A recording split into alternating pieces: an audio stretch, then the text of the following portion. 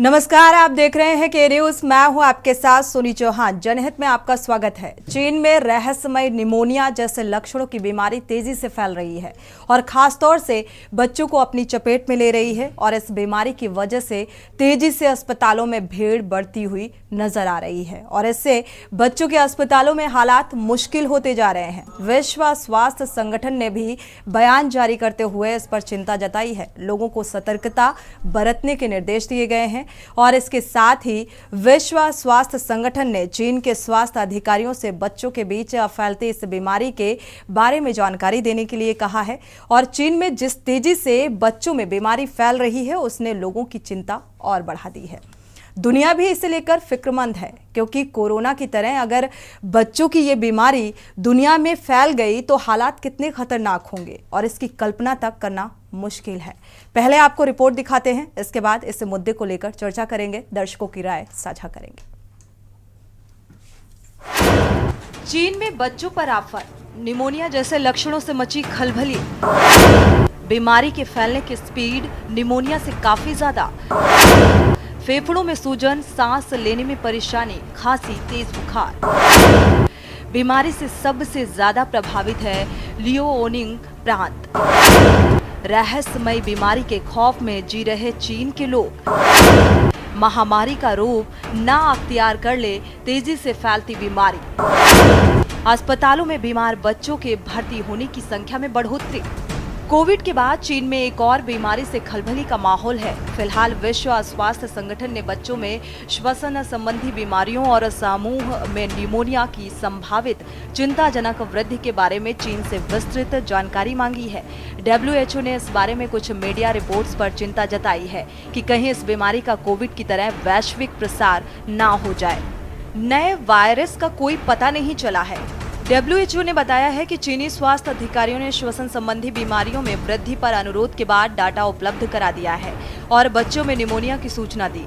दरअसल चीनी अधिकारियों ने कहा है कि बीजिंग और लियोनिंग सहित अन्य क्षेत्रों में असामान्य या नए वायरस का कोई पता नहीं चला है। आपको बता दें कि इससे पहले WHO ने कहा था कि लगभग एक सप्ताह बाद मीडिया रिपोर्ट्स में उत्तरी चीन में बच्चों में सामूहिक रूप से अज्ञात निमोनिया की सूचना दी गई है और यह स्पष्ट नहीं है कि ये चीनी अधिकारियों द्वारा रिपोर्ट किए गए श्वसन संक्रमण में वृद्धि से जुड़े थे या नहीं। मीडिया रिपोर्ट्स के अनुसार उत्तर पूर्व में बीजिंग और लियाओनिंग के अस्पतालों में अचानक से बीमार बच्चों के भर्ती होने की संख्या में बढ़ोतरी हुई है। कैसे सामने आई बीमारी? 13 नवंबर 2023 को चीन की रहस्यमय बीमारी का पता चला और इस दिन चीन के राष्ट्रीय स्वास्थ्य आयोग ने प्रेस कॉन्फ्रेंस की। इसमें बताया गया कि लियाओनिंग और बीजिंग में सांस से जुड़ी बीमारियों में इजाफा देखा गया। संस्था प्रोमेड ने 19 नवंबर को इस रहस्यमय बीमारी का खुलासा किया है। 22 नवंबर को WHO ने चीन के रहस्यमय निमोनिया को लेकर प्रेस कॉन्फ्रेंस भी की। WHO ने चीन से कहा कि वो इस बीमारी को लेकर विस्तृत जानकारी मुहैया कराए। हालांकि अब तक चीन की तरफ से कोई आंकड़ा जारी नहीं किया गया है। वैज्ञानिकों की कड़ी निगरानी की सलाह। आपको बता दें कि वैज्ञानिकों ने कहा है कि स्थिति पर कड़ी निगरानी की जरूरत है, लेकिन वो इस बात से सहमत नहीं है कि चीन में श्वसन संबंधी बीमारियों में हालिया बढ़ोतरी एक नए वैश्विक प्रकोप का संकेत है। डच वायरोलॉजिस्ट मैरियन कूप मैंस ने कहा है कि हमें सावधान रहना होगा, लेकिन कोविड की तरह दहशत फैलाने से बचना होगा। स्कूल कुछ समय के लिए बंद करने पर विचार। चीन के लियाओनिंग प्रांत में हालात इतने खराब हो चुके हैं कि बच्चों को इलाज के लिए 700 किलोमीटर दूर बीजिंग ले जाना पड़ रहा है। फेफड़ों में सूजन, सांस लेने में परेशानी, खांसी और तेज बुखार। इस बुखार के लक्षण बीमारी जैसे दिखते हैं। आलम यह है कि अस्पतालों में बेड मिलना मुश्किल हो गया है। अगर किसी क्लास के बच्चों में ये लक्षण दिखते हैं तो पूरी क्लास को रद्द किया जा रहा है। हालात इतने खराब कि सभी स्कूल कुछ समय के लिए बंद करने पर विचार किया जा रहा है। चीन के इस लियाओनिंग प्रांत में अब सब हो रहा है वो राजधानी बीजिंग से करीब 700 किलोमीटर दूर स्थित है। वहीं कुछ केस राजधानी बीजिंग में भी देखे गए। चीन के लोग इस रहस्यमय बीमारी के खौफ में जीने को मजबूर हैं। और इसे काफी हद तक निमोनिया से मिलता जुलता बताया जा रहा है, लेकिन इसके फैलने की स्पीड निमोनिया से काफी ज्यादा है। आशंका तो ये जताई जा रही है कि कहीं तेजी से फैलती ये बीमारी किसी महामारी का रूप ना अख्तियार कर ले, क्योंकि जो स्थिति इस समय चीन के लियाओनिंग में बन रही है, ऐसी ही स्थिति चीन के वुहान शहर में दिसंबर 2019 में बनी थी। कोरोना नाम की महामारी ने जन्म लिया था। महामारी की आशंका ने चीन के साथ साथ पूरी दुनिया और यहाँ तक कि विश्व स्वास्थ्य संगठन को भी डरा दिया। चीन पर फिर गहरा रहा शक। इस रहस्यमय बीमारी का पता चलने के बाद अब शक गहरा हो गया है कि कहीं ये भी तो कोरोना की तरह किसी दवा के प्रयोग का नतीजा तो नहीं है, क्योंकि कोविड-19 संक्रमण के कुछ इस पर स्टडी में बात सामने आई थी कि वुहान की लैब में हुए प्रयोग के बाद कोरोना फैला था। चीन के लिए दुनिया में अविश्वास को और बढ़ा दिया था और उस समय के अमेरिकी राष्ट्रपति डोनाल्ड ट्रंप ने चीन को कोरोना के लिए कसूरवार ठहराया था। उन्होंने धमकी दी थी कि चाइना को इसके गंभीर परिणाम भुगतने होंगे। अब सवाल उठ रहा है कि कहीं चीन में इस समय फैल रहा रहस्यमय निमोनिया चीन की प्रयोगशाला से तो नहीं निकला है। चीन की तरफ से आई सफाई।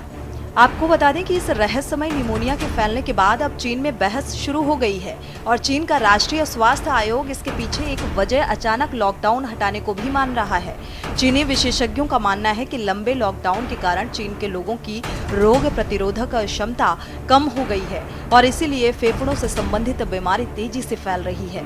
बीमारी के कारणों को छिपाने के लिए चीन की तरफ से कहा जा रहा है कि माइकोप्लाज्मा निमोनिया ज्यादातर बैक्टीरिया से होने वाला संक्रमण के कारण फैलता है, जो आमतौर पर छोटे बच्चों को प्रभावित करता है। स्पेशल डेस्क के न्यूज इंडिया। तो जिस तरीके से ये सिम्टम्स बताए जा रहे हैं, WHO की रिपोर्ट और जिस तरीके से ये पूरी रिपोर्ट बता रही है कि कुछ सिम्टम्स निमोनिया से मिलते जुलते हैं, जिस तरीके से सांस लेने में दिक्कतों का सामना करना पड़ रहा है और सबसे ज्यादा असर छोटे बच्चों पर इसका देखने को मिल रहा है। पुख्ता तौर पर यह कहा नहीं जा सकता ये किस तरीके का वायरस है और किस तरीके से ये लोगों को अपनी जद में ले रहा है, लेकिन एक चिंता का विषय जरूर है। लेकिन भ्रमित होने की भी जरूरत नहीं है, ये भी हिदायत WHO की तरफ से भी दी जा रही है। ये कोरोना जैसे इसे कोरोना से कंपेयर करने की भी जरूरत नहीं है, लेकिन एक चिंता का विषय है, इसलिए ये चर्चा का विषय बन जाता है और जनहित में आज हम इसी मुद्दे को लेकर चर्चा करने वाले हैं, दर्शकों की राय साझा करने वाले हैं। और ये भी कहा जा रहा है ये कोई चीन का नया एक्सपेरिमेंट तो नहीं है, क्योंकि पहले जब कोरोना हम सबके बीच दस्तक दे चुका था तो पूरा जिम्मेदार इसके लिए चीन था। और एक बार फिर से जो ये लियाओंग और बीजिंग में ज़्यादातर सिम्टम्स देखने को मिल रहे हैं, ज़्यादातर जो बच्चे हैं, जो लोग हैं, वो इसके प्रकोप में आ रहे हैं। और ये किस तरीके की बीमारी है, किस तरीके से अपनी चपेट में ले रही है, क्योंकि लोगों को सांस लेने में दिक्कतों का सामना करना पड़ रहा है। और इसीलिए अब ये चिंता का विषय भी बन गया है कि आखिर ये नए वायरस किस तरीके से समाज में पनप रहे हैं, हमारे आपके बीच आ रहे हैं, और इसी को लेकर चिंता जाहिर की गई है। तो इसको लेकर हम चर्चा करेंगे। हमारे साथ खास मेहमान भी, डॉक्टर का पैनल भी मौजूद होगा और जानकारी के साथ साथ बचाव भी जानने की कोशिश करेंगे कि अगर ऐसे सिम्टम्स पाए जाते हैं तो किस तरीके की एहतियात बरतने की ज़रूरत होती है। अगर किसी को सांस लेने में दिक्कतों का सामना करना पड़ता है तो उसके लिए क्या उपचार करना चाहिए, क्योंकि कहते हैं जब भी कोई बीमारी होती है तो अधिकतर ये देखने को मिलता है लोग खुद ही डॉक्टर बन जाते हैं और मेडिकल स्टोर जाते हैं, दवा लेते हैं और फिर उसे लेकर शांत बैठ जाते हैं। प्रॉपर डॉक्टर से संपर्क करना चाहिए। तमाम ऐसी चीज़ें हैं जो बेहद ज़रूरी हो जाती हैं, अवेयरनेस बेहद ज़रूरी हो जाती है और इसी को लेकर हम और ज़्यादा जानकारी जुटाएंगे। तो ऐसे सिम्टम्स किस अवस्था में कहा जाए, या सांस लेने में कोई दिक्कत होती है तो किस सिचुएशन में आपको डॉक्टर से संपर्क करना चाहिए, ये बेहद ज़रूरी, बेहद मायने रखता है। हमारे साथ डॉक्टर राजीव कक्कड़ जी जुड़े हुए हैं, चेस्ट स्पेशलिस्ट हैं। स्वागत है आपका इस चर्चा में शामिल होने के लिए। शुरुआत आपसे ही करेंगे और भी मेहमान जुड़ रहे हैं, डॉक्टर्स का पैनल जुड़ा हुआ है। डॉक्टर अरुण आर्या जी भी बाल रोग विशेषज्ञ हैं जो अब से कुछ देर बाद जुड़ेंगे। साथ ही अजय बाजपेयी जी बाल रोग विशेषज्ञ हैं, वो भी जुड़ेंगे। और साथ ही अमित द्विवेदी जी भी बाल रोग विशेषज्ञ हैं, क्योंकि खासतौर पर ये जो संक्रमण सामने आ रहा है, राजीव कक्कड़ जी आपका रुख करेंगे। ये संक्रमण सबसे पहले छोटे बच्चों को अपनी जद में ले रहा है। ये जो रिपोर्ट आपने सुनी या देखी, इससे क्या कुछ अनुमान लगा पा रहे हैं, ये किस तरीके का वायरस है? देखिए, जो चाइना से कोई भी वायरस या कोई भी इन्फेक्शन होता है, लास्ट टाइम भी जब कोविड आया था, तो इनिशियली वो बहुत ज़्यादा चीज़ें information all over world share नहीं करते हैं। इनफैक्ट अभी एक डाउट करा जा रहा है, इज़ इट वायरल इन्फेक्शन और it is mycoplasma infection. Mycoplasma एक बैक्टीरियल इन्फेक्शन है, बहुत प्रिमिटिव होता है, उसकी कुछ एक टिपिकल कैरेक्टरिस्टिक होती है, उसके ऊपर सेल वॉल नहीं होती है, इनकी इन्फेक्टिविटी ज़्यादा होती है, मेनली बच्चों को इन्फेक्ट करता है, न केवल लंग्स को बल्कि आगे चल कर के हार्ट को और डिफरेंट ऑर्गन्स को इन्फेक्ट करता है। और usually mild infection self limiting होता है, इसमें यूजुअल एंटीबायोटिक का असर नहीं होता है, लेकिन कुछ जैसे कि डॉक्सीसाइक्लिन, एजिथ्रोमाइसिन वगैरह का इसमें उपयोग होता है। बट लेकिन ये वायरल है, वायरल इन्फेक्शन है कि बैक्टीरिया के एक डिफरेंट एटिपिकल इन्फेक्शन है, अभी ये कहना मुश्किल है। लेकिन जो सिम्टम्स आ रहे हैं बिल्कुल उसी तरह से आ रहे हैं जैसे कोविड का एक वेरिएंट आया था, शुरू में आया था, वुहान से उठा, चाइना से उठा और एक आदमी से दूसरे आदमियों में होने लगा। बच्चों में इसके इन्फेक्शन के ज़्यादा चांसेस, इसको जो बेबी वर्जन कहा गया है, बेबी वायरस बोला गया है या बेबी इन्फेक्शन बोला गया है, उसका कारण ये है कि बच्चों में प्रतिरोधक क्षमता, इम्यूनिटी काफ़ी कम होती है, उनके लंग्स छोटे होते हैं, उनकी जो विंड पाइप होता है उसमें कार्टिलेज डेवलप नहीं होती है, बहुत पतले होते हैं, उसमें लोकल इम्यूनिटी, लोकल प्रतिरोधक क्षमता होती है वो कम होती है। यानी कोई भी इन्फेक्शन, चाहे वो बैक्टीरियल हो या वायरल इन्फेक्शन हो, अगर वहाँ पे ज़्यादा है तो वो सीधे जा कर के डिपॉजिट हो जाता है विंड पाइप में और वहाँ से ब्लड से होते हुए डिफरेंट ऑर्गन्स में चला जाता है, लंग को इन्वॉल्व करता है। और बच्चों में जो सिलेरी एक्शन होता है, एक छोटे छोटे विंड पाइप में सिलिया होते हैं जो इन्फेक्शन को बाहर की तरफ, स्पूटम को बाहर की तरफ जो पुश करते हैं, वो डेवलप नहीं होते हैं। तो बच्चों में एनाटॉमिकली जो डेवलपमेंट होना चाहिए, चाहे वो इम्यूनिटी का हो, चाहे वो लोकल इम्यूनिटी का हो, साइज ऑफ लंग हो, स्ट्रक्चर ऑफ ब्रोंकस जो विंड पाइप हो, वो कंप्रोमाइज्ड होता है। इसलिए बच्चों में इस तरह का इन्फेक्शन ज़्यादा होता है। और अगर ये माइकोप्लाज्मा है या ये वायरल इन्फेक्शन है, इसकी एफिनिटी आपके विंड पाइप से, जो लंग में पहला दरवाज़ा जो होता है नाक से होते हुए हमारे सांस की नलियों में, और सांस की नलियों से एक डिफरेंट ट्री की तरह से मल्टीप्लाई करता हुआ वो एल्वोलाई और एल्वोलाई से डिफ्यूज़ होकर के ब्लड में जाता है, वो स्प्रेड कर जाता है बॉडी में। जो सिम्टम्स आ रहे हैं बिल्कुल उसी तरह से आ रहे हैं जैसे कि कोविड में आया था, एक फ्लू टाइप के सिम्टम्स होते हैं, उसमें खांसी होती है, बुखार होता है, लंग में इन्वॉल्वमेंट होता है, एक निमोनिक मैनिफेस्टेशन है और उसमें सांस लेने में दिक्कत होती है, ऑक्सीजन की ज़रूरत पड़ती है। लेकिन ये कितना सीवियर है, इसके क्या मैनिफेस्टेशन है, अभी तो यही नहीं मालूम पड़ा है कि टाइप ऑफ वायरस क्या है। ये अब सेम बिल्कुल उसी तरह आरएनए वायरस है कि नहीं है, उसकी साइज़ क्या है, अभी इसके बारे में बहुत ज़्यादा ज्ञान नहीं है। बिल्कुल, टाइप ऑफ वायरस क्या है ये बेहद ज़रूरी है, क्योंकि अभी कुछ भी कह पाना या इसे समझ पाना बहुत मुश्किल है। लेकिन हाँ, जब इस वायरस का जिक्र हुआ या जो रिपोर्ट सामने आई, तो जाहिर सी बात है इससे थोड़ा सा ऐसा एक बार फिर से माहौल बनता हुआ नजर आ रहा है। हालांकि हिदायत ज़रूर दी गई है कि इसे कोरोना से कंपेयर ना किया जाए, लेकिन वायरस जो तरह तरह के सामने आ रहा है, क्योंकि अभी ये चीन से एक और ये कहा जा रहा है ये कुछ नया एक्सपेरिमेंट चीन का हो सकता है, क्या इस बात से इत्तेफाक रखते हैं? ये प्रीमेच्योर होगा, क्योंकि अभी 3 साल पहले भी वो वायरस चीन से निकला था, वो एक्सपेरिमेंट था कि नहीं था, इसको कहना मुश्किल है। लेकिन हाँ, एक बात ज़रूर है कि इस वायरस को, जैसे कि पहले प्रोमेड ने पहले इनको ये इन्फॉर्मेशन दी थी, उसके 2 महीने बाद में ये इन्फॉर्मेशन और दूसरे कंट्रीज़ में या चीन ने शेयर करी थी। तो ये वो संस्था है जो कि ऑल ओवर वर्ल्ड कोई भी इन्फेक्शन होता है उसके बारे में मॉनिटरिंग करती है, उसको बताती है, WHO को इन्फॉर्म करती है, डिफरेंट कंट्रीज़ को अलर्ट रहने के लिए कहती है। लास्ट टाइम कोविड आने पर भी इसने 2 महीने पहले बता दिया था कि एक इन्फेक्शन चाइना से चला है, वो हो सकता है पूरे विश्व को अपनी प्रकोप में ले ले। तो डरने की ज़रूरत नहीं है, लेकिन अलर्ट रहने की ज़रूरत है। ये इन्फेक्शन एक जगह से दूसरी इन्फेक्शन होता है, ड्रॉपलेट इन्फेक्शन है। ड्रॉपलेट इन्फेक्शन इसका मतलब ये है जो खांसी के द्वारा एक मनुष्य से दूसरे मनुष्य में फैलता है और लंग से होते हुए वो एक आदमी कम से कम 8, 10, 15 आदमियों को इन्फेक्ट कर सकता है।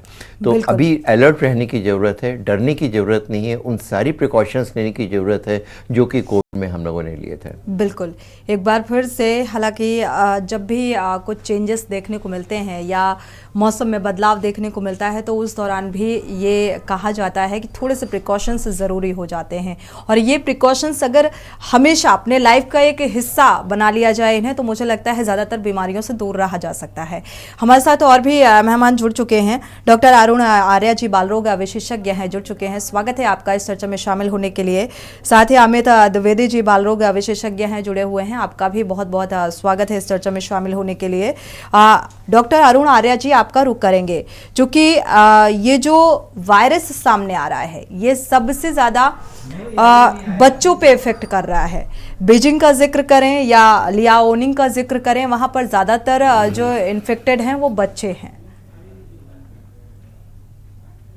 सर ने जैसे अभी बताया, डॉक्टर राजीव कक्कड़ सर ने, कि बच्चे जो होता है कि ऑलरेडी दोनों तरह से कंप्रोमाइज होते हैं। पहला है कि इम्यूनिटी बच्चों की नॉर्मली कम होती है, पर्टिकुलरली अगर लेस देन 1 ईयर का बच्चा है तो ऑलरेडी इम्यूनिटी कंप्रोमाइज रहती है। साथ ही कुछ एनाटॉमिकल चेंजेज होते हैं जो कि बच्चों में, जैसा कि सर ने बताया, पहला जो इनकी विंड पाइप होती है और जो रेस्पिरेटरी एयरवेज होते हैं वो एडल्ट की काफी छोटे होते हैं, तो जिससे इनमें ब्रोंकोस्पाज जो है बहुत तेजी से होता है और सांस लेने में दिक्कत एज कम्पेयर टू एडल्ट बहुत तेजी से होती है। तो ये जैसे कि वहां पे चीन में जिस तरह से फैल रहा है, तो बच्चों में जैसे हम लोग कोविड में देखा तो उतना असर नहीं हुआ था उसका। और पहले सबसे पहले हम लोग को ये देखना पड़ेगा कि वायरस है या जैसे माइकोप्लाज्मा कहा जा रहा है, तो माइकोप्लाज्मा जो है एक तरह से देखें तो बैक्टीरिया और वायरस की तरह से दोनों की सिम्टम्स उसमें दोनों की तरह प्रेजेंट करता है, तो उसको डिफ्रेंशिएट करना कि whether it is virus pneumonia और बैक्टीरियल निमोनिया बहुत मुश्किल होता है डिफ्रेंशिएट कर पाना। बिल्कुल है, लेकिन जो सिम्टम्स निकल कर सामने आ रहे हैं वो बिल्कुल निमोनिया जैसे बताए जा रहे हैं कि जो ये वायरस से इफेक्ट कर रहा है बच्चों में, वो बिल्कुल निमोनिया जैसे सिम्टम्स हैं। हमारे साथ अमित द्विवेदी जी भी जुड़े हुए हैं। आपकी भी प्रतिक्रिया बेहद महत्वपूर्ण हो जाती है इस वायरस को लेकर। देखिए, किसी भी वायरल बीमारी की तरह ये जो वायरस आते हैं इनके अंदर एक बहुत जो खास बात होती है कि ये अपना रूप बदलते रहते हैं। जैसा कि डॉक्टर कक्कड़ सर ने कहा कि ये नहीं मालूम कि ये पुराना कोरोना वायरस है, उसी का कोई रूप है जो बदल करके आया है, या कोई नया वायरस है जिसको इन्होंने मैन्युफैक्चर किया है, क्योंकि जो पुराना वायरस था वो एडल्ट्स पे ज्यादातर स्पेसिफिक था, बच्चों पे काम नहीं करता था। ये जो वायरस है ये बच्चों के लिए स्पेसिफिक है। तो ये पुराना वायरस है जो कि म्यूटेट हुआ है और नए रूप में प्रेजेंट कर रहा है, या क्या है ये अभी कहना मुश्किल है। अभी जो चीज हम लोग को करना है, हम लोगों को अपने बचाव करने हैं। बचाव के लिए कोरोना से बहुत कुछ हम लोग को जो सीखने को मिला है कि कैसे हम लोग अपने आप को बचा सकते हैं। उसके लिए हैंड सैनिटाइजेशन बहुत जरूरी है, मास्क वगैरह पहनना है, बच्चों को कांटेक्ट से बचा करके रखना है। अभी उस पर हम लोगों को ज्यादा फोकस करना चाहिए, जब तक कि हम लोग के पास और इंफॉर्मेशन निकल के नहीं आती है कि ये क्या है और क्यों हो रहा है। बिल्कुल। हमारे साथ डॉक्टर राजीव कक्कड़ जी भी जुड़े हुए हैं। देखा जाए जब भी कोई वायरस आता है, एक वायरस से अभी हम लोग देखा जाए तो थोड़ी सी दूरी बनी है, लेकिन अब एक दूसरा वायरस फिर से दस्तक देता हुआ नजर आ रहा है। अब इसको लेकर हालांकि पुख्ता तौर पर और जानकारी सामने आएगी, उसके बाद ही कुछ कह पाना थोड़ा सा सटीक होगा, लेकिन अवेयरनेस कितनी ज़रूरी है ऐसे वायरस से, किस तरीके से अपने आप को बचा सकते हैं। और हर एक वर्ग के लिए अगर देखा जाए, चाहे वो बच्चे हों या बुजुर्ग हों या एडल्ट हों, किसी का भी जिक्र करें, बचाव कैसे संभव है? देखिए, बहुत बहुत महत्वपूर्ण चीज़ है, जैसे कि हम लोगों ने कोविड इन्फेक्शन में देखा या कोई भी इन्फेक्शन होते हैं जिनकी रेट ऑफ, जैसे इसमें भी देखा गया है कि जो अभी जो वायरस या जो बैक्टीरियल इन्फेक्शन है इसमें इन्फेक्टिविटी रेट बहुत ज़्यादा है। यानी एक आदमी से दूसरे आदमी में या एक बच्चे से दूसरे बच्चों में स्प्रेड बहुत फास्ट हो रहा है। और आजकल, पहले के ज़माने में ऐसा नहीं होता था कि एक कंट्री या एक पॉकेट में कोई इन्फेक्शन हो वो आइसोलेट हो जाए। मूवमेंट बहुत हो गया है, ट्रांसपोर्ट बहुत ज़्यादा हो गया है, लोग बिजनेस के लिए चाइना आते हैं, चाइना से लोग ट्रैवल करके इंडिया में आते हैं, तो विद इन फ्यू मंथ्स वो infection all over world spread कर सकता है। तो जैसा पहले अथॉरिटीज़ ने कहा था, प्रॉपर चेकिंग इनकी बहुत ज़रूरी है। अगर कोई आ रहा है तो उसको वहीं पर, जितना पहले इन्फेक्शन जो कोविड का आया था पहले मेट्रोपॉलिटन सिटी में हुआ, यानी पे जहाँ इंटरनेशनल एयरपोर्ट है, जहाँ पे पोर्ट्स हैं, वहाँ पहले आता है, उसके बाद वो धीरे धीरे के दूसरे और छोटे शहरों में आता है और बाद में विलेजेस में आता है, और उन शहरों में ज़्यादा आता है जहाँ पे लोग काम करने के लिए दूसरी जगह पे जाते हैं और वहाँ से वर्कर्स स्प्रेड करते हैं all over country.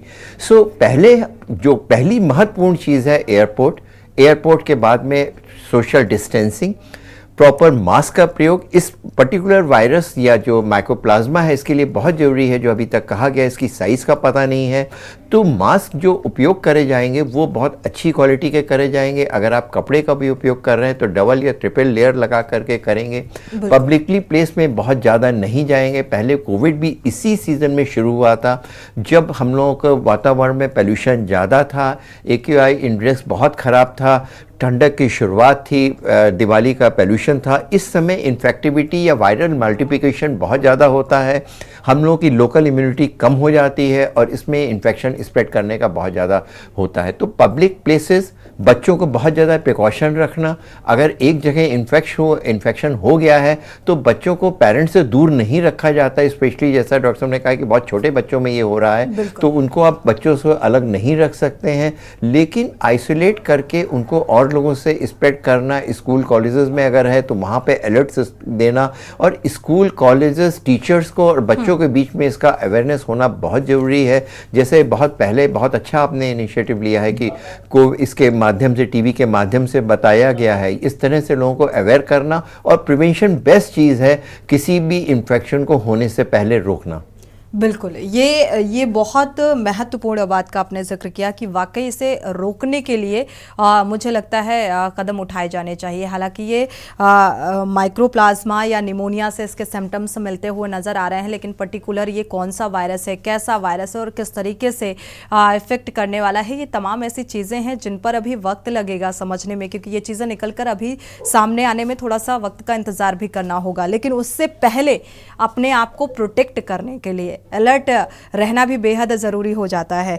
Doctor Arun Arya ji, अगर कोई छोटा बच्चा है और उसको निमोनिया जैसे सिम्टम्स होते हैं तो किस तरीके से फर्स्ट स्टेप क्या होना चाहिए? देखिए, अगर बच्चे को निमोनिया के लक्षण आ रहे हैं और हम लोग इसको कैटेगराइज करते हैं कि अलग अलग एज ग्रुप, पेरेंट्स भी देख सकते हैं और कोई भी हेल्थ केयर वर्कर भी देख सकता है कि अगर बच्चे की एज अगर लेस देन 2 मंथ है तो अगर उसका रेस्पिरेटरी रेट यानी कि जो सांस लेने की, श्वसन की जो दर होती है, अगर वो ज्यादा है, 2 महीने से लेके 1 साल के बच्चे में अगर श्वसन की जो दर है, रेस्पिरेटरी रेट 50 से ज्यादा है, और 1 साल से ऊपर से के जो बच्चे होते हैं उनमें अगर 40 के ऊपर है, तो अगर इस तरह की कोई दिक्कत हो रही है, साथ ही अगर बच्चे की पसली चल रही है, सांस लेने में दिक्कत है, तो तुरंत उनको डॉक्टर से संपर्क करना चाहिए। और अगर जो स्कूल गोइंग बच्चे होते हैं, अगर जो बच्चे स्कूल जा रहे हैं और उनमें इस तरह का कोई भी लक्षण है, तो माता पिता को चाहिए कि उनको स्कूल ना भेजें, जिससे कि और बच्चों में संक्रमण का खतरा बचे। तीसरा इम्पोर्टेंट जो अभी सर ने बताया था, जिस तरह से कफ एटिकेट्स, पर्सनल हाइजीन और सोशल डिस्टेंसिंग, इस सब का हम लोग अगर पालन करेंगे तो हम लोग इस बीमारी को भी, जैसे कि हम लोग कोविड पर विजय प्राप्त करिए, इस बीमारी को भी हम अपने पास आने ही नहीं देंगे।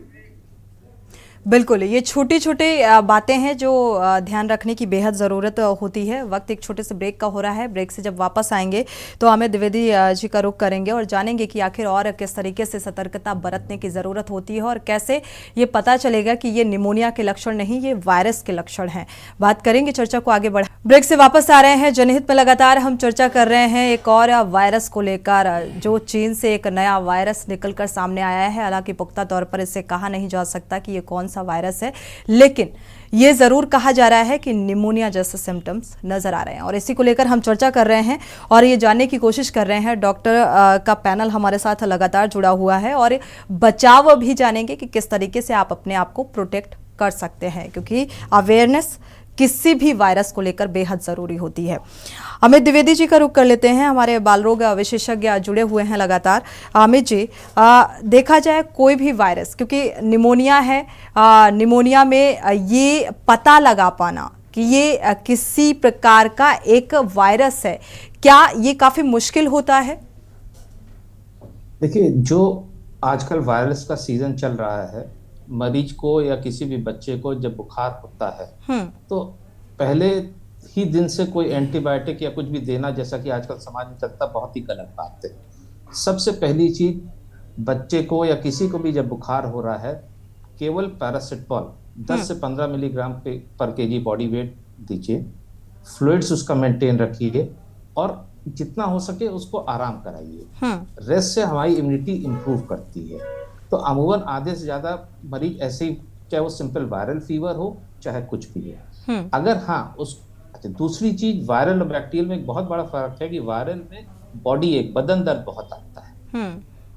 उसके बाद अगर उसको बच्चे को खांसी आनी शुरू हो जाती है, खांसी परसिस्ट करती है, उसका रेस्पिरेटरी रेट बढ़ जाता है, चेस्ट कंजेशन का कुछ भी सिम्टम दिखता है या बुखार डाउन नहीं हो रहा है, लगातार परसिस्ट कर रहा है, तो तुरंत डॉक्टर से संपर्क करें।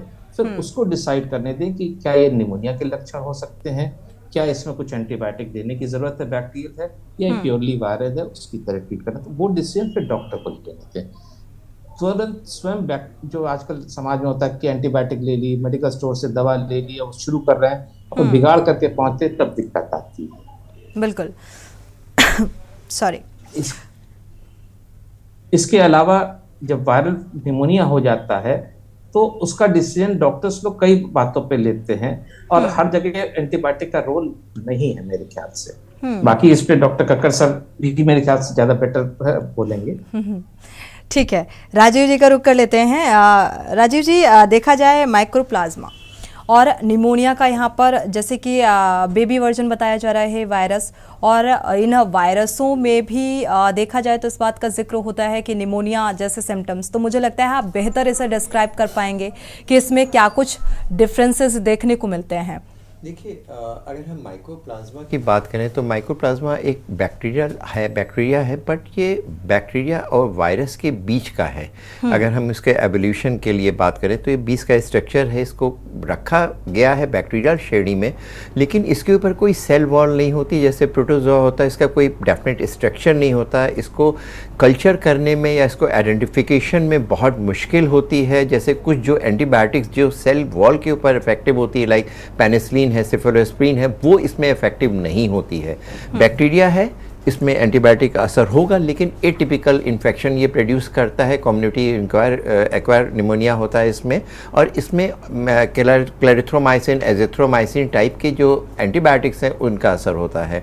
जहाँ तक अभी हम एक और रिपोर्ट देख रहे थे, तो उसमें देखा गया था कि चाइना ने भी अभी ये डाउट करा है, उनकी रिपोर्ट्स तो बहुत मुश्किल से आती हैं, कि ये माइकोप्लाज्मा हो सकता है, ये कोविड टाइप का कोई वेरिएंट हो सकता है, कोई वायरल इन्फेक्शन हो सकता है, और रेस्पिरेटरी सिंसिटिव वायरस है या दूसरे वायरस है। अभी उन्होंने कोई इसको ओपन नहीं करा है, जबकि WHO ने उनसे बहुत डिमांड करा था। तो हम लोग ये मान के चलें it is a respiratory infection जो सांस के द्वारा होता है। प्रिवेंशन के लिए वो सारे नॉर्म्स करने पड़ेंगे, और इसको आइडेंटिफाई, अगर हम माइकोप्लाज्मा की बात करें तो इसको आइडेंटिफिकेशन थोड़ा सा डिफ़िकल्ट होता है as compare to other bacterial infection. इसमें एलिसा या एंटीबॉडीज़ जो बनती भी हैं उनको डिटेक्ट करते भी हैं, लेकिन अक्सर ये फॉल्स पॉजिटिव या फॉल्स नेगेटिव आ जाते हैं। तो क्लिनिकल, जैसा डॉक्टर त्रिवेदी ने, डॉक्टर आर्य ने बहुत अच्छे से बताया कि बच्चों में किस तरह से और कैसे होता है, उसके साथ में इनका आइडेंटिफिकेशन के साथ में क्या सिम्टम्स होते हैं, दैट इज़ अगेन इम्पॉर्टेंट। और जैसा डॉक्टर त्रिवेदी ने बताया कि जो वायरल इन्फेक्शंस होते हैं उसमें बॉडी एक्स या इस तरह के मैनिफेस्टेशन ज़्यादा होते हैं। अगर केवल हम माइकोप्लाज्मा की बात करें तो 10 से 14 दिन के अंदर सेल्फ लिमिटिंग है, लेकिन हमने कोविड पहले भी था, ये इन्फेक्शन कोई नया नहीं था, लेकिन पहले एक माइल्ड इन्फेक्शन के रूप में था, लेकिन अब म्यूटेट करके बहुत डिफरेंट फॉर्म में आ गया है। तो इसलिए ये इन्फेक्शन कितना म्यूटेट हो चुका है, कितना उसकी सीवियरिटी होगी और ये इसका ड्यूरेशन कहाँ तक जाएगा, ये अभी कहना मुश्किल है, लेकिन प्रिवेंशन करना बहुत ज़रूरी है। और ये बात ठीक है, इस तरह का जो वायरस है इसमें एक जो माइकोप्लाज्मा है इसमें डिफरेंट कैरेक्टरिस्टिक होती है, इसकी सेल वॉल डिफरेंट होती है, और ये आपके रेस्पिरेटरी ट्रैक्ट से चिपक जाता है और उसमें अंदर वहाँ पे कुछ इसके एंजाइम सेक्रेट करते हैं जो लोकल डिस्ट्रक्शन शुरू करते हैं और लोकल इम्यूनिटी को रिड्यूस कर देते हैं, जिससे कि और मिक्स्ड इन्फेक्शन होने के तरह हो जाता है। जैसे दोनों लोगों ने, आप लोगों डॉक्टर साहब ने कहा कि बच्चों में स्ट्रक्चर डिफरेंट होता है, उसका विंड पाइप एकदम से इन्फ्लेमेशन होता है, वो कोलैप्स कर जाती है, खांसी आती है तो लगातार आती चली जाती है, ऐसा लगता है कि गले में कुछ फंसा है, चोकिंग सेंसेशन होता है बच्चों में, और एकदम से सांस रुक सी जाती है, एपनिक स्टेज में पहुँच जाते हैं। और ये स्टेज ऐसी होती है कि कभी कभी इतना सीवियर होती है कि ऑक्सीजन सैचुरेशन फॉल कर जाता है। हम लोगों को ये कितना फास्ट मूविंग है। अगर कोई इन्फेक्शन, अपन किसी भी इन्फेक्शन के बारे में बात करें, अगर वो स्लो ऑनसेट है, हफ्ते 10 दिन टाइम दे रहा है, तो यूजुअली वो इजी होता है ट्रीट करना। लेकिन अगर 1 या 2 दिन के अंदर इन्फेक्शन, बहुत तेज फीवर आया, सांस लेने में दिक्कत हुई, तो एकदम से आपको ये लगता नहीं कि डॉक्टर के पास कब जाएं। उसके कुछ सिम्टम्स होते हैं। अगर फीवर नहीं उतर रहा है, नॉर्मल पैरासीटामोल से रिस्पॉन्ड नहीं कर रहा है, अगर बच्चे में जैसे रेस्पिरेटरी रेट बहुत हाई है, ऑक्सीजन सेचुरेशन है तो नॉर्मल लिमिट में, लेकिन अभी 98 था पल्स ऑक्सीमीटर से और एकदम से रिड्यूस होकर के 91, 92 पर आ गया है, यानी 2 डिजिट से ज़्यादा उसका फॉल हो रहा है और बहुत फास्ट फॉल हो रहा है, तो रेंज के अंदर है। ये नहीं कि घबराने की ज़रूरत नहीं, घबराने की ज़रूरत तो नहीं है, लेकिन आपके को डॉक्टर के पास जाने की ज़रूरत है। जैसे डॉक्टर द्विवेदी ने और डॉक्टर आर्य ने बहुत अच्छा कहा है कि सेल्फ ट्रीटमेंट ना करें। अगर कोई इस तरह की महामारी का अंदेशा है, अलर्ट जारी करा गया है, तो केवल दवा की दुकान में जा करके। में अगर देखा जाए नॉर्मल और एबनॉर्मल, कब लगता है कि अब इसकी रफ्तार बहुत तेजी से बढ़ रही है और बहुत ज़्यादा लोग इसकी चपेट में आ रहे हैं, तो वहाँ पर सतर्कता बरतनी चाहिए या इसको सीरियस लेना चाहिए? अगर जैसे आपने कहा कि एक नॉर्मल निमोनिया होता है, वो यूजुअली लंग्स के अंदर, यानी कि जो एल्वोलाई तक ही सीमित रहता है और एक लोब से दूसरे लोब में क्रॉस नहीं करता है। कुछ निमोनिया जैसे ट्यूबरकुलर इन्फेक्शन होता है, वो पूरे लंग को करता है, लेकिन जो यूजुअल बैक्टीरियल निमोनिया होता है वो एक पर्टिकुलर लोब में होता है, उसके अंदर एक फिशर होते हैं, उसको क्रॉस नहीं होता। कोई भी बंदा उसको देखेगा एक्सरे और बता देगा ये लोबार निमोनिया है, ये बैक्टीरियल निमोनिया है, ये ट्यूबरकुलर निमोनिया है। लेकिन जो वायरल इन्फेक्शन होता है, जो एटिपिकल इन्फेक्शन होता है, वो बियॉन्ड एल्वोलाई क्रॉस करके इंटरस्टिशियम, ये वो स्ट्रक्चर होता है जहां एल्वोलाई और ब्लड वेसल्स का बीच का स्ट्रक्चर होता है, वहां निमोनिया होता है। यानी कि ऑक्सीजन डिफ्यूज होकर के ब्लड में मुश्किल से जाती है, जैसा कि हमने कोविड में देखा। और कोई भी चीज़ हील करती है, जहाँ पे हीलिंग होती है, ये वो इन्फेक्शन है, एटिपिकल इन्फेक्शन, जो ठीक होते होते डिटोरेट होता है। मतलब बीमारी ठीक हो रही है, हीलिंग हो रही है, लेकिन जब भी हीलिंग होती है, healing is always by fibrosis, यानी कि वो स्ट्रक्चर श्रिंक करता है, उसका स्ट्रक्चर जैसे बर्न होता है, जलता है, तो जगह त्वचा मोटी हो जाती है और सिकुड़ जाती है, उसी तरह लंग का वो पार्ट सिकुड़ता है, फाइब्रोसिस डेवलप होती है और ठीक होने के बाद भी उसमें ऑक्सीजन डेफिशिएंसी या ऑक्सीजन डिमांड आने लगती है। लोगों को लॉन्ग कोविड या प्रोलॉन्ग सिम्टम्स आते हैं। तो इस पर्टिकुलर इन्फेक्शन में क्या होगा कहना मुश्किल है। इनिशियल स्टेज में प्रिवेंशन करना जरूरी है। एक दूसरे को, वो कोविड के जैसा डॉक्टर साहब ने बताया, कोविड के नॉर्म्स को हम लोगों को पालन करना पड़ेगा। एक 2 घंटे के अंदर अपने हाथ धोने पड़ेगा। हाथ को नाकों के पास नहीं, नाक के पास नहीं लेके जाना है, फेस को नहीं टच करना है, मास्क का उपयोग करना है। ये हम दोबारा रिपीट कर रहे हैं जिससे लोगों को मालूम पड़े कि क्या करना है। घर में आने के बाद में वो जूते जो बाहर के हैं घर के अंदर नहीं लेके जाना है। अगर आप उस पब्लिक प्लेस में गए हैं या हॉस्पिटल से डॉक्टर्स, हेल्थ वर्कर्स हैं, अगर हॉस्पिटल से घर में आ रहे हैं, तो ये ज़रूरी है कि सारे कपड़े बाहर उतार करके फोल्ड करके अलग कर दें। वो अपने कपड़े अलग से वॉश करें और घर पे आकर के फिर से नहाएं। रोज़ वहाँ से आने के बाद सर को शैम्पू करें या सर को साबुन से धोएं। ये बाल, मोबाइल फ़ोन, ये पेन, ये वो चीज़ें हैं जो कि इन्फेक्शन को स्प्रेड करते हैं। कुछ छोटी बातें, कुछ छोटा सा प्रिवेंशन आपके लिए बहुत ज़रूरी है। छोटी छोटी चीज़ें होती हैं जो बीमारियों से आपको और हमें बचाती हैं। तो सतर्कता जो है वो बेहद ज़रूरी हो जाती है। अमित द्विवेदी जी भी जुड़े हुए हैं, साथ ही डॉक्टर अरुण आर्या जी भी जुड़े हुए हैं। अरुण आर्या जी का रुख कर लेते हैं। देखा जाए, जब कोई वायरस या कोई बीमारी दस्तक देती है या उसकी सुगबुगाहट या हम किसी भी माध्यम से वो समाज में जाती है, तो एक लोगों के अंदर ये हो जाता है कि अरे एक वायरस और बीच में आ गया है, एक वायरस ने दस्तक दे दी है, और बहुत ज़्यादा लोग मतलब उतावले हो जाते हैं और डरते भी हैं, दहशत का भी माहौल देखने को मिलता है।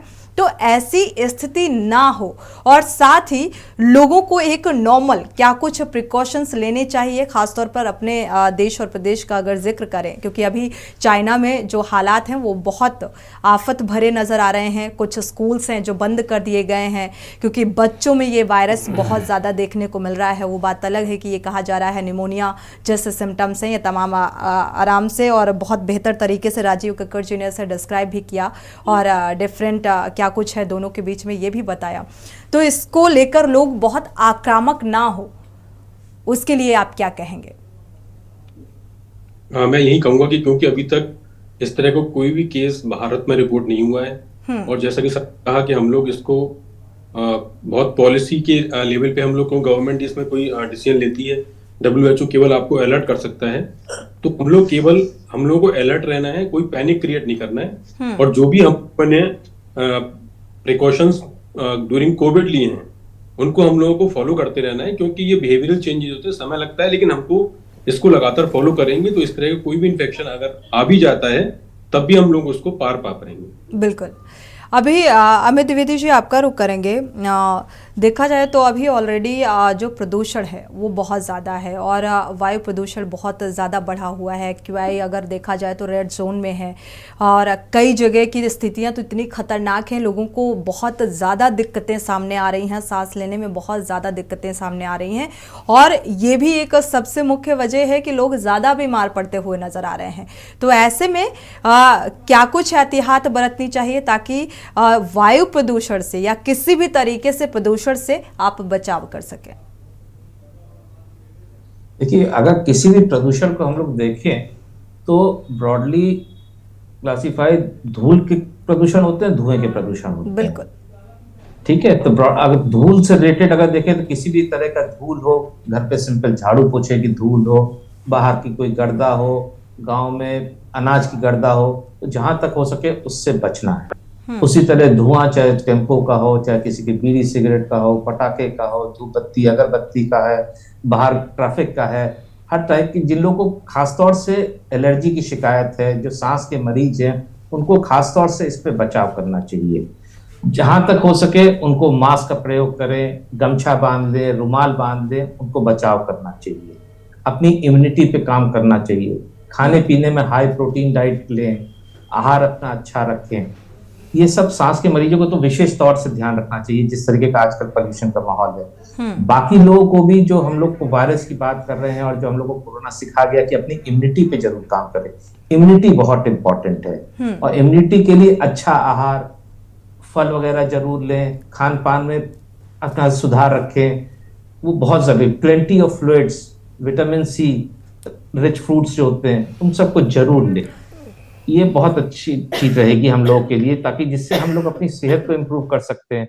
और रही बात जो हम लोग का AQI इंडेक्स जो इतना खराब हो गया है, हम लोग रेड जोन में रह रहे हैं, हम लोग की जो वायु प्रदूषण को झेल रहे हैं, उसमें अल्टीमेटली काम जो भी कुछ करेगा, जो सरकार जो करेगी उस प्रदूषण के लिए, वो तो अपनी जगह पर, हम लोग अपने लिए बचाव ही कर सकते हैं। बचाव के लिए मास्क का प्रयोग करें, मास्क वगैरह बेहद जरूरी है, जो इन वायु प्रदूषण और धुएं और धूल से आपको थोड़ा सा प्रोटेक्ट कर सकेगा। इसी बीच एक दर्शक जुड़े हुए हैं, उनकी राय साझा कर लेते हैं। गिरीश शुक्ला जी जुड़े हुए हैं, स्वागत है आपका, अपनी राय साझा कर सकते हैं गिरीश जी। मैं देशवासियों को ये कहना चाहता हूँ, डॉक्टर लोग विद्वान हैं, उनसे तो हम कोई तर्क नहीं कर सकते, लेकिन देशवासियों से अनुरोध है कि संसार में इस समय देश दुनिया दुखों से भरी हुई है। इसलिए रामचरितमानस का पाठ अपने अपने घरों में एक एक दो पन्ना प्रत्येक व्यक्ति घर का जो पढ़ सकता है पढ़े और संपुट उसमें लगावे। राम कथा सुर तरु की छाया, दुख भय दूर निकट जो आया। आपके दुख और भय दूर हो जाएंगे। और बच्चों के लिए मैं बताता हूँ कि एक बादाम, एक काली मिर्च और एक आपका काजू और एक पिस्ता, इसको पिपाई पर घिसें और चम्मच में दुगना करके रोज बच्चों को खिलाएं। आपको ऑलरेडी इतनी जानकारी है कि मुझे लगता है इस तरीके का प्रदूषण या वायरस से इफेक्ट नहीं करने वाला आपको। और मुझे लगता है कुछ वायरस या कुछ बीमारियां ऐसी होती हैं जिनमें डॉक्टर्स की बेहद ज़रूरत होती है। दर्शकों की अपनी अपनी राय, दर्शक हमारे साथ जुड़ते हैं और उनकी राय बेहद मायने रखती है। डॉक्टर राजीव कक्कड़ जी आपका रुख करेंगे, क्योंकि वायरस और वायरस के साथ साथ अक्टूबर से लेकर जो ये बदलाव देखने को मिलता है, मौसम में बदलाव, इसकी वजह से भी बहुत सारी बीमारियां दस्तक देती हैं। ज़्यादातर लोग वायरल की चपेट में आते हैं। अभी जैसे कि डेंगू के आंकड़े बढ़ते हुए नज़र आ रहे थे, अब वायरल बहुत ज़्यादा देखने को मिल रहा है, क्योंकि ऐसे मौसम में वायु प्रदूषण इतना ज़्यादा खतरनाक लेवल पर पहुँच चुका है। हालांकि कई सारी चीज़ें इसके लिए जिम्मेदार हैं। क्या ये भी एक बेहद महत्वपूर्ण वजह है कि हम प्राकृतिक चीज़ों के साथ खिलवाड़ करते हुए नजर आ रहे हैं और कृत्रिम चीज़ों को बढ़ावा देते हुए नजर आ रहे हैं? बिल्कुल सही बात है। प्रदूषण हमारे लिए, हमारे द्वारा, हमारे वजह से ही होता है और इसके जिम्मेदार स्वयं हम हैं। प्रदूषण की बात करें तो इसका सीधा प्रभाव हमारे स्वास्थ्य में पड़ता है, हमारे रेस्पिरेटरी सिस्टम में पड़ता है। खाना तो हम देख के खा सकते हैं कि क्या खाना है क्या नहीं खाना है, लेकिन जो सांस लेना तो बंद नहीं कर सकते। एक बार में जब हम सांस लेते हैं तो एक टेनिस कोर्ट के बराबर एरिया हमारे अंदर जाता है और वो पूरी बॉडी को अफेक्ट करता है। जहाँ तक प्रदूषण की बात है, वो एनवायरमेंटल पॉल्यूशन हो, जो कि चीज़ें इंडस्ट्रीज़ के वजह से प्रोग्रेस के साथ में जो चीज़ें डेवलप हो रही हैं वो हैं। कुछ पार्टिकुलर मैटर्स की हम लोग बात करते हैं, जो कण की बात करते हैं 10 micron, 2.5 micron and less than 2.5 micron, but उसके बियॉन्ड भी कोई पार्टिकल्स हैं जो डिटेक्ट करे गए हैं, जो फ्यूम्स की तरह होते हैं, बिना कहीं रुके हुए लंग में जाते हैं और डायरेक्ट ब्लड में घुल करके वहाँ पे इन्फ्लेमेटरी मीडिएटर यानी सूजन पैदा करने वाले तत्व ब्लड में सर्कुलेट होते हैं। उसमें मोस्टली कार्सिनोजेंस हैं। गवर्नमेंट इस अपने आप कुछ चीज़ें कंट्रोल कर रही है, जैसे पेट्रोल से उन्होंने लेड हटा दिया है, लेकिन फिर भी नंबर ऑफ व्हीकल्स बढ़ते जा रहे हैं। उनका जो पोल्यूशन है, अगर आप देखें तो रेड लाइट में सारे गाड़ियां खड़ी हैं, इंजन ऑन है, वहाँ का पोल्यूशन हो रहा है। जो सिपाही है बेचारा, जो ट्रैफिक का जो है, वो डायरेक्टली उसके एक्सपोजर में आ रहा है। तो वो पोल्यूशन, इंडस्ट्रीज़ का पोल्यूशन और गिरता हुआ तापमान, वो इस समय जो एग्रीकल्चर प्रोडक्ट जलाए जाते हैं, जिसे हम लोग कहते हैं, जो आजकल काफ़ी डिस्कशन का एक वो माध्यम है। जब टेम्परेचर गिरता है तो जो एयर की मूवमेंट है वो कम हो जाता है। पर्टिकुलर यूनिट एरिया में कंसंट्रेशन ऑफ पोल्यूटेंट्स बढ़ जाते हैं, पॉलेंस ग्रेन बढ़ जाते हैं, जो परागकण हैं उनकी मात्रा बढ़ जाती है, चीज़ें ऊपर न जाके सेटल कर जाती हैं और हमारे उस पोल्यूशन की वजह से हमारे नंबर ऑफ इन्फेक्शंस बढ़ जाते हैं। इस समय जो टेम्परेचर होता है तो कार्डियक इवेंट्स भी बढ़ते हैं, COPD ब्रोंकियल एस्मा के केसेस बढ़ते हैं, वायरल मल्टीप्लिकेशन ज़्यादा होता है, बैक्टीरियल मल्टीप्लिकेशन ज़्यादा होता है, बैक्टीरियल एंड वायरल इन्फेक्शन बहुत ज़्यादा होता है। ICU में एडमिशंस और वेंटिलेशन की बहुत ज़्यादा शॉर्टेज हो जाती है और स्पेशली जैसे हम लोगों ने कोविड पीरियड में देखा, या डेंगू है, चिकनगुनिया है, ये वो सब चीज़ें हैं जिनसे इनको प्रॉब्लम होती है। और एक चीज़ बहुत महत्वपूर्ण है, अभी तक हम लोग जो बात करते थे वो इन्फेक्शंस की बात करते थे जो ह्यूमन में होता था। अब उन इन्फेक्शंस की बात करते हैं जो कि एनिमल्स से ह्यूमन पे होता है। उसका मुख्य कारण ये है कि हम लोग जंगलों में घुसते जा रहे हैं, एनिमल्स को पास में लाते जा रहे हैं, एबनॉर्मल प्रोडक्ट्स हम लोग खा रहे हैं। नॉनवेज, हम ये नहीं कहते नॉनवेज आप मत खाइए, लेकिन कहाँ का कैसा क्या है, किस तरह कुक करा हुआ है, किस तरह का क्या हम खा रहे हैं। और इन एनिमल्स के पास में हम पेट रखने में कोई बुराई नहीं है, आप ज़रूर रखिए, प्यार करिए, उनको सब करिए। क्या वो बिस्तर में आपके साथ सो रहा है? क्या वो पक्षी आपके घर में बहुत बुजुर्ग हैं, उनको एलर्जी है, क्या वो पक्षी घर में आ रहे हैं? तो ये जो इन्फेक्शंस हैं जो एनिमल टू एनिमल ना होकर animal to human, human to animal जाते हैं, वो उसमें म्यूटेशन एक डिफरेंट तरह का होता है, एक डिफरेंट टाइप की स्पीशीज़, एक डिफरेंट टाइप के वायरल डेवलपमेंट होता है। कहते हैं जब पिग में जाता है ये वायरस, जो रेस्पिरेटरी RNA वायरस होता है, उसका मल्टीप्लिकेशन 1000 टाइम मोर होता है एज कम्पेयर टू अदर। और पिग से जब ह्यूमन में आता है तो उसका म्यूटेशन अलग हो जाता है। म्यूटेशन दो तरह का होता है, वर्टिकल और हॉरिजॉन्टल। जब वर्टिकल होता है तो उसमें पूरा स्ट्रक्चर बदल जाता है। वायरस तो या बैक्टीरिया तो वही रहता है, लेकिन उसका स्वरूप बदल जाता है, उसका मैनिफेस्टेशन बदल जाता है। जैसे कोविड के डिफरेंट वेरिएंट्स देखे हैं, उनकी इन्फेक्टिविटी की और उनका पेनिट्रेशन बहुत डिफरेंट हो जाता है, लेकिन स्वरूप नहीं बढ़ता। मोस्टली हम लोगों ने हॉरिजॉन्टल म्यूटेशन देखे हैं। तो एनिमल से ये जो हम लोग एबनॉर्मल बिहेवियर है, एबनॉर्मल फूड हैबिट्स है, एबनॉर्मल लाइफ स्टाइल है, वो एक महत्वपूर्ण कारण है हमारे इन्फेक्शन होने का, हमारे बीमार होने का, हमारी इम्यूनिटी लो होने का। हम लोग कोविड ने हमें मूवमेंट हमारा रिस्ट्रिक्ट कर दिया है, घर से काम करना शुरू हो गया है, मूवमेंट रिस्ट्रिक्ट हो गया है। अगर हम लोग एक्सरसाइज करने भी जाते हैं तो 24 आवर्स के जिम हो गए हैं, यानी कि रात को 12 या 1 बजे आप एक्सपेक्ट करते हैं कि आप एक्सरसाइज करके आ करके बेसिक मेटाबॉलिक रेट रिड्यूस करके सो जाएंगे। प्रैक्टिकली पॉसिबल नहीं है। बिल्कुल, बहुत ये जो बातें हैं ये बेहद महत्वपूर्ण है। आप अपनी लाइफ को कैसे और बेहतर बना सकते हैं, ये छोटी छोटी चीज़ें बेहद मायने रखती हैं। दर्शक एक जुड़े हुए हैं, उनकी राय साझा कर लेते हैं। पहले दिलीप कुमार जी लखनऊ से जुड़े हुए हैं, स्वागत है आपका, अपनी राय साझा कर सकते हैं। डॉक्टर साहब, मैं ये जानना चाह रहा था, जैसे अभी मेरे घर में रैबिट के बच्चे हैं 2, तो तो मेरे पास ही रहते हैं, उनके साथ हम काफी उनको मैं साथ रखता हूँ। तो कई बार क्या होता है, हमारे बच्चे उनको गोद में भी लिए रहते हैं, तो कहीं ऐसा तो नहीं कि उससे जो है ये हमें प्रभावित करता हो या हमारे लंग्स को असर डालता है, ऐसा कुछ आपको लगता है क्या? जी राजीव जी। बिल्कुल सही है। हम ये तो नहीं कहेंगे, रैबिट बहुत प्यारे होते हैं, बच्चों को बहुत पसंद है, लेकिन बहुत ज़्यादा मुंह के पास लाना, बिस्तर में सुलाना किसी भी एनिमल को वो बहुत उचित नहीं है। उनके जो फाइबर्स, जो उनके जो हेयर हैं, वो फॉलिकल्स जो टूटते हैं, उनका जो मल है या उनके जो और चीज़ें हैं, वो आपके बॉडी के लिए हेल्दी नहीं है। स्पेशली छोटे बच्चे, बुज़ुर्ग, जो एलर्जिक पेशेंट्स हैं, उनको बहुत दूर रखने की ज़रूरत है। घर पे लाएं, उनको प्यार करें और फिर उनकी एक स्थान बना दें जहाँ पे उनको रात को या दूर रखें। बेडरूम में किसी भी तरह की चीज़ें, वो चीज़ें नहीं आए जो आपको इन्फेक्ट कर सकती हैं, आपकी बॉडी को एलर्जी कर सकती हैं।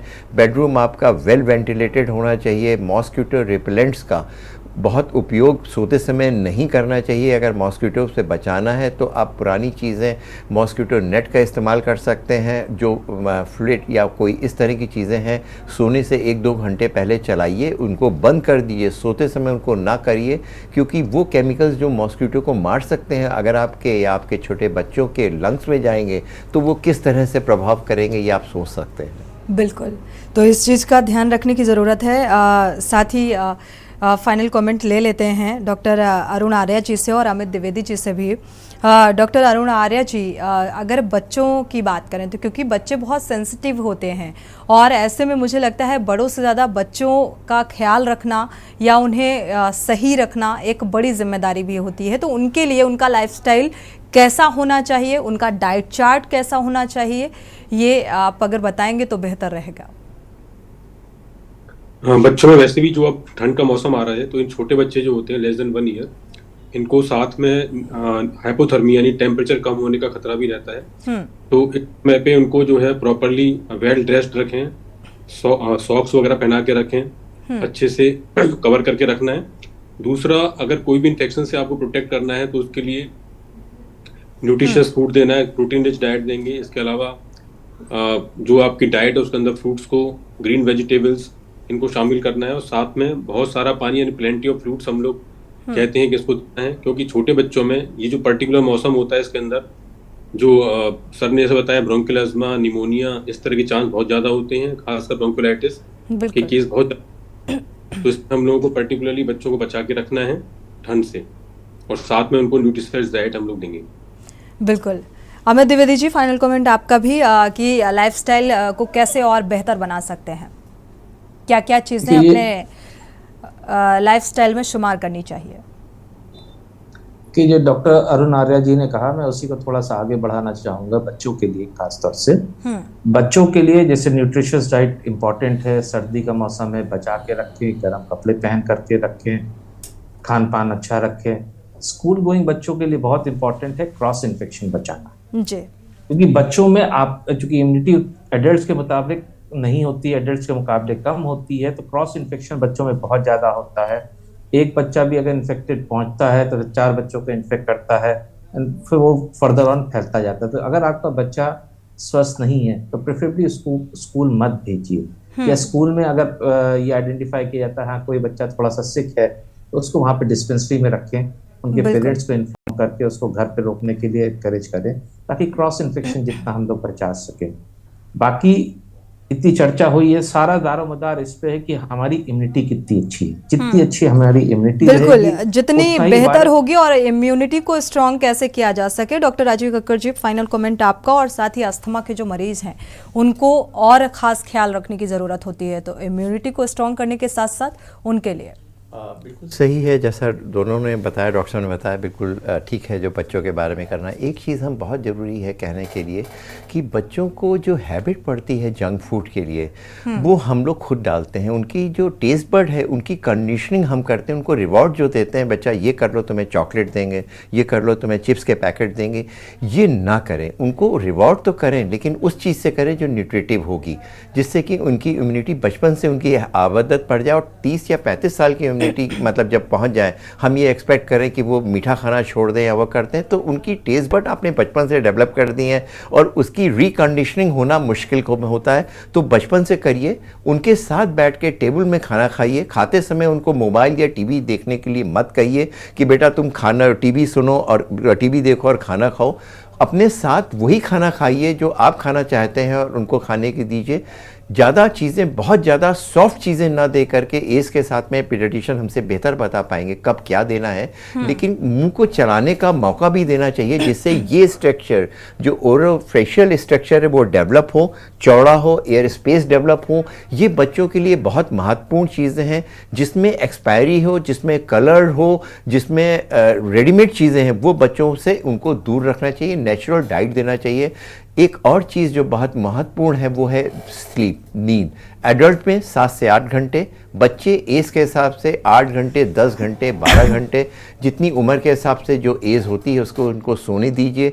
सोने का कोई सब्स्टिट्यूट नहीं है। बेस्ट एंटीऑक्सीडेंट, आपको इम्यूनिटी के लिए प्रोवाइड करने वाला, अंदर किलर सेल्स देता है। आजकल के लाइफस्टाइल में यही चीज़ मिसिंग है। मुझे लगता है लोग इतना बिजी शेड्यूल है कि लोग अपनी नींद प्रॉपर नहीं पूरी कर पाते हैं, जो इसके लिए बेहद जिम्मेदार है कि लोग अस्वस्थ रहते हैं।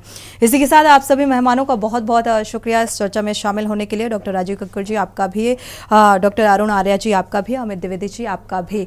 देखा जाए तो अपने खान पान के जरिए आप अपने आप को स्वस्थ रख सकते हैं और एक्सरसाइज और प्रॉपर नींद लें तो भी आप स्वस्थ रहेंगे। और रही बात इस वायरस की जिसका हम जिक्र कर रहे थे, जिसको लेकर हम चर्चा कर रहे हैं, तो फिलहाल भारत में ऐसी कोई दस्तक नहीं है वायरस की। फिलहाल कोरोना ने इतना कुछ सिखा दिया है कि क्या कुछ प्रिकॉशंस लेने चाहिए, जैसा कि हमारे डॉक्टर्स भी कह रहे थे कि अगर आप ये छोटे छोटे प्रिकॉशंस लेते हैं तो आप अपने आप को सुरक्षित रख सकते हैं। इसी के साथ जनहित में फिलहाल बस इतना ही। आगे खबरों के लिए आप देखते रहिए के न्यूज़ इंडिया।